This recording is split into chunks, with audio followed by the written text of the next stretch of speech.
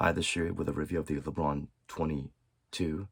Um, doesn't look that different from 21, but the decouple outsole and overall lazy design kind of reminds me of the LeBron 5s, which I think is the worst, ugliest design ever. For a size 9, it weighs about 420 grams, but it feels a lot lighter than what the digits show. Um, the fit, I would say you can go true to size, but this little thick part with these stitching and all that, they can really kind of pinch and poke or, you know, chafe into your pinky toe area. So try it and see if it hurts. But even if you try and go half a size up, you feel this incredible dead space. Even if you go to true to size, there's this incredible dead space issue. No matter how hard you lace it up, there's still gonna be a lot of space here. So fit is a bit weird. There's a bit of a heel slippage as well. Traction wise, it's kind of like here, take it all, but they try to put everything there. Just because you splash everything, it's not gonna work on its own.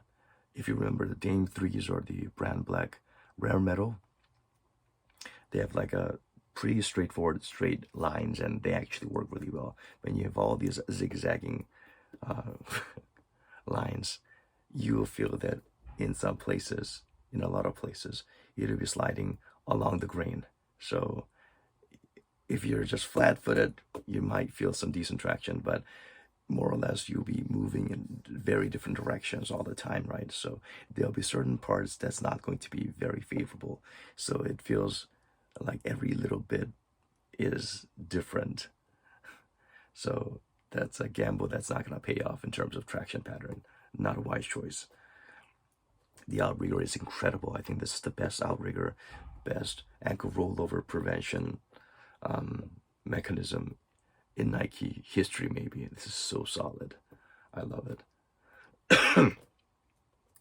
The Zoom Air setup is pretty much similar to the LeBron 20, and it's 23. 3 shoes of the exact same tooling, 4 if you include next gen. What this feels like is the heel feels soft and plush like the 20s, slightly less so.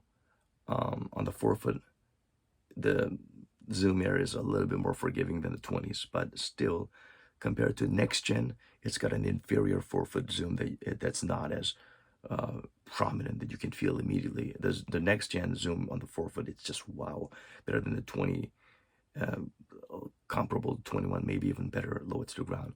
The heel Zoom Air, next gen basically felt like there's nothing there, even if there's zoom. So compared to next gen, better heel Zoom Air, somewhat of a LeBron 20 zoom on the heel, and something close to LeBron 21 forefoot, but not as good as 21, not as good as the next gen, and the heel, like a cross between the 20 and 21, but better than next gen.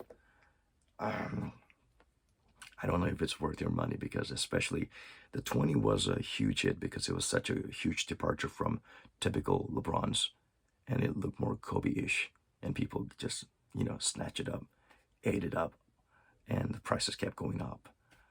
Even though I think some 20s are still selling at a pretty high price because there's a huge demand for it. Then from 21, it was pretty much the same, except uglier and heavier and hotter, as in stuffy. Breathability, this not as bad as 21, but not that great either. So yeah, the 21 are going on sale like crazy. You buy a keychain, you'll get a LeBron 21 with it. That's basically how it seems like. So the 22, expect them to hit the discount aisle soon.